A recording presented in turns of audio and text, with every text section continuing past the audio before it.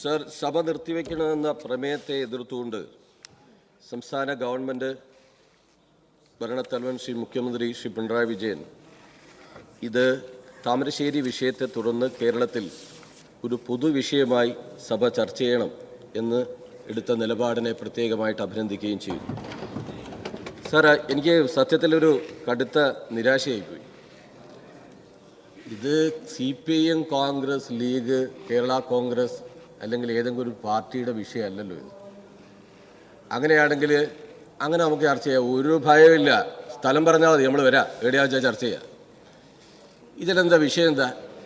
കേരളത്തിൽ മുൻ പ്രതിപക്ഷ നേതാവ്, കോൺഗ്രസ്, UDF കേരളത്തിൽ വലിയ പാരമ്പര്യമുള്ള ഒരു മുന്നണിയും രാഷ്ട്രീയ പാർട്ടിയാണ്. ശ്രീനാരായണ ഗുരു, വാഗ്ബടാനന്ദൻ, സഹോദരൻ അയ്യപ്പൻ, ചാവറ കുര്യാക്കോസ് ഏലിയാസ് അച്ഛൻ, മക്തിത്തങ്ങൾ, മന്നത്ത് പത്മനാഭൻ, ഇതൊക്കെ കേരളത്തിലെ സാമൂഹ്യ നവീകരണ പ്രസ്ഥാനത്തിൻ്റെ നേതാക്കന്മാരായിരുന്നു. അവിടുന്ന് ആദ്യകാല കോൺഗ്രസ്, സോഷ്യലിസ്റ്റ്, കമ്മ്യൂണിസ്റ്റ് പാർട്ടിയുടെ നേതാക്കന്മാർ ആ മുദ്രാവാക്യം കേരളത്തിൽ ഏറ്റെടുത്തു. കേരളം എന്നത് ഒരു പരിഷ്കൃത ജനാധിപത്യ സമൂഹത്തിലെ മെച്ചപ്പെട്ട സാമൂഹ്യ സാംസ്കാരിക ജീവിതമുള്ള ഒരു നാടായി. ആ പാരമ്പര്യമാണ് ഇന്ത്യക്ക് തന്നെ, ലോകത്തിന് തന്നെ മാതൃകയായിട്ടുള്ള ഒരു ജീവിത സംസ്കാരത്തെ ഏറ്റവും ശക്തമായിട്ട് നമ്മൾ ഉയർത്തിപ്പിടിക്കുന്നു. പക്ഷെ സമീപകാലത്ത് താമരശ്ശേരി ഉണ്ടായ വിഷയവും നമ്മുടെ വെഞ്ഞാറമൂടുള്ള ചെറുപ്പക്കാരൻ്റെ ഭാഗത്തുനിന്നുണ്ടായ വിഷയവും CPIM, കോൺഗ്രസ് വിഷയമാണോ? മുൻ പ്രതിപക്ഷ നേതാവിൻ്റെ ഭാഗത്തുനിന്ന് നിർഭാഗ്യരെന്ന് പറയട്ടെ, അങ്ങേയറ്റ അപക്വമായ, അസാധാരണമായ പ്രതികരണമാണ് ഉണ്ടായത്. ഇത് കേരളത്തിൻ്റെ ഒരു പൊതുസമൂഹം ഏറ്റെടുക്കേണ്ട വിഷയമല്ല. നമ്മുടെ കുഞ്ഞുങ്ങൾ ലേൺ വിതൗട്ട് ലിമിറ്റ് എന്നതാണ് പുതിയ സ്ലോഗൻ.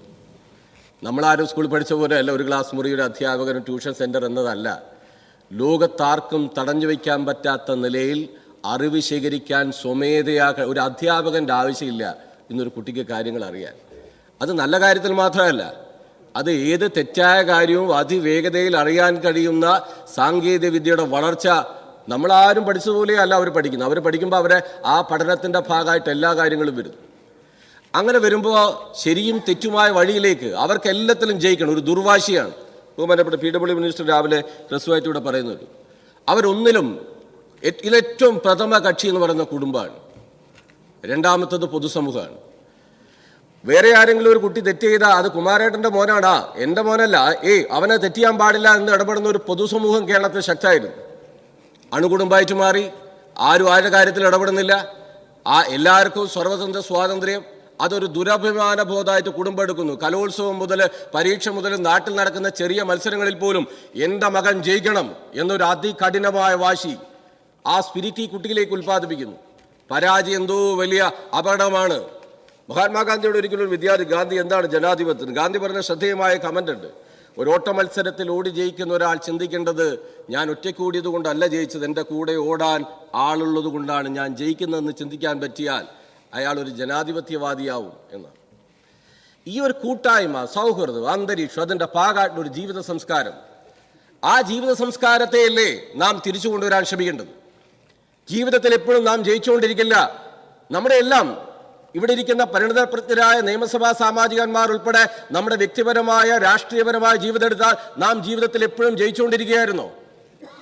എത്രയോ പരാജയങ്ങൾ നമ്മൾ ഏറ്റുവാങ്ങിയിട്ടുണ്ട്. ആ സമചിത്തതയോടെ ജീവിക്കാൻ അവരെ പ്രാപ്തരാക്കുക എന്ന പുതിയ തലമുറയിൽ കാണുന്ന ഈ ഒരു ദുർവാശിയെ തടയുക, അതിൽ ഒരുമിച്ച് നിൽക്കുക അല്ലേ നമ്മൾ വേണ്ടത്? കൊലപാതകത്തിന്റെ കണക്ക് പറയണോ? കേരളത്തിൽ ഏറ്റവും കൂടുതൽ ആളെ നഷ്ടപ്പെട്ട ഒരു രാഷ്ട്രീയ പാർട്ടിയുടെ പ്രതിനിധിയാണ് ഞാൻ. കേരളത്തിൽ ഏറ്റവും കൂടുതൽ ഒരു പാർട്ടിക്ക് കൊല ചെയ്യപ്പെട്ട ആളുണ്ടെങ്കിൽ ആ കൊല ചെയ്യപ്പെട്ട ആളുടെ പ്രതിനിധിയായിട്ട് നിയമസഭയിൽ നിൽക്കുന്ന ആളാണ് ഞാൻ. SFI വിദ്യാർത്ഥി സംഘടനയുടെ സംസ്ഥാന അതിന്റെ ഭാരവാഹിത്വത്തിൽ പ്രവർത്തിച്ച ഒരാളാണ്. പൊളിറ്റിസൈസ് നടക്കുന്നു ക്യാമ്പസിൽ, സ്കൂളിൽ. എല്ലാവരും വലിയ ബഹുമാനപ്പെട്ട കോടതി ഉൾപ്പെടെ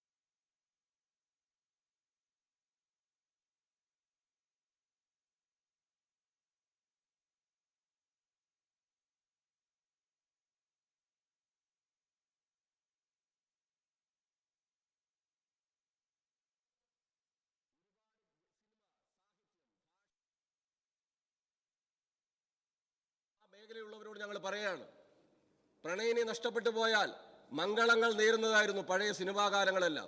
ഇന്ന് നഷ്ടപ്പെട്ടു പോയ പ്രണയിനെ താമരശ്ശേരി വിദ്യാർത്ഥിയുടെ കൊലപാതകത്തിന്റെ പശ്ചാത്തലത്തിൽ പ്രതിപക്ഷം നൽകിയ അടിയന്തര പ്രമേയ നോട്ടീസിന്മേൽ ചർച്ച നടക്കുന്നു. അതിലേക്ക് തത്സമയം. സിനിമ, അന്യഭാഷയിൽ നിന്ന് വരുന്ന സിനിമ, നായകൻ ഇത്ര ക്രൂരനായി ഇടപെടുന്ന സിനിമ നമ്മൾ ഒരു ധാർമ്മിക മൂല്യങ്ങൾ കാത്തു സൂക്ഷിച്ചിരുന്നു. അതാ നായകന്മാരുടെ ഒരു സിംബോളിക്കലായ ഒരു പ്രതീകാത്മകമായ രീതി കേരളത്തിൽ ഉണ്ടായിരുന്നത്. ആ നായകനിൽ നിന്ന് തല വെട്ടിമാറ്റി ചോരയൊലിപ്പിച്ച് അതെടുത്ത് നടക്കുന്ന നായകൻ. എല്ലാ സിനിമയും അല്ല ഞാൻ പറഞ്ഞു, ഒരു ആലോചന വേണം ആ മേഖലയിലുള്ളവർ. അനുകരിക്കാനുള്ള വെമ്പൽ ഭയങ്കരമാണ് പുതിയ തലമുറയിൽ. ഒരു പാഷനിസം ഉണ്ട് അവരിൽ.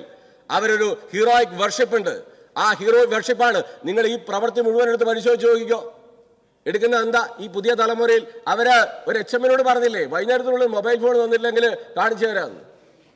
വീട്ടിൽ പെരുമാറുന്നത് എങ്ങനെയാ? ചില കുട്ടികൾ അമ്മയോട് പെരുമാറുന്നത് എങ്ങനെയാ?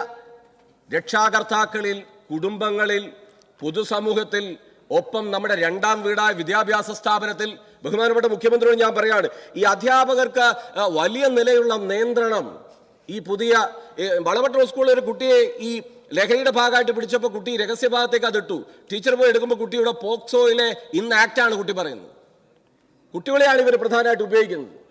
നേരത്തെ നിയമപരമായ ആനുകൂല്യമുണ്ട്. ഒരു കുട്ടി പിടിക്കപ്പെട്ട ജുവനൈൽ ജസ്റ്റിസ് ഹോമിലേക്ക് ആ കുട്ടി പോകും. അതുകൊണ്ട് തന്നെ കരിയർമാർ വലിയ കാശാണ്. ഈ ചെറുപ്പക്കാർക്ക് വലിയ കാശ് ലഭ്യമാവും. തടിയണങ്ങാതെ വലിയ കാശ് ഇതിന്റെ ഭാഗമായി ലഭ്യമാവാം. കരിയർമാരായിട്ട് വിദ്യാർത്ഥികൾ ഉപയോഗിക്കുന്നു. ബഹുമാനപ്പെട്ട മുഖ്യമന്ത്രി, ഈ ഭാഗം കൂടി നമ്മൾ പ്രധാനമായിട്ട് ഒരു ശ്രദ്ധയോടുകൂടി കാണേണ്ട ഒരു പ്രധാനപ്പെട്ട കാര്യമാണ്. അധ്യാപകർ, രണ്ടാം വീടായ വിദ്യാലയം, അവിടെ എല്ലാ സ്കൂളിലും ജാഗ്രതയോടെ ഇടപെടുന്ന ഒരു കൂട്ടം അധ്യാപകരുണ്ടായിരുന്നു. ആ അർത്ഥത്തിലേക്ക് നമ്മൾ പ്രധാനമായിട്ട് പോകേണ്ടിയിരിക്കുന്നു. സാർ, ഇത് കേരളത്തിലെ പുതിയ തലമുറയിൽ സംഭവിച്ചുകൊണ്ടിരിക്കുന്ന അപകടകരമായ ഒരു ജീവിത സംസ്കാരമാണ്. അതിൽ കക്ഷി രാഷ്ട്രീയ ബന്ധമില്ല. അതിൽ കക്ഷി രാഷ്ട്രീയത്തിന്റെ അതിർവരമ്പുകളുടെ ഭാഗമായിട്ട് നമ്മൾ ഈ കാര്യങ്ങളെ ചൂണ്ടിക്കാണിക്കരുത്.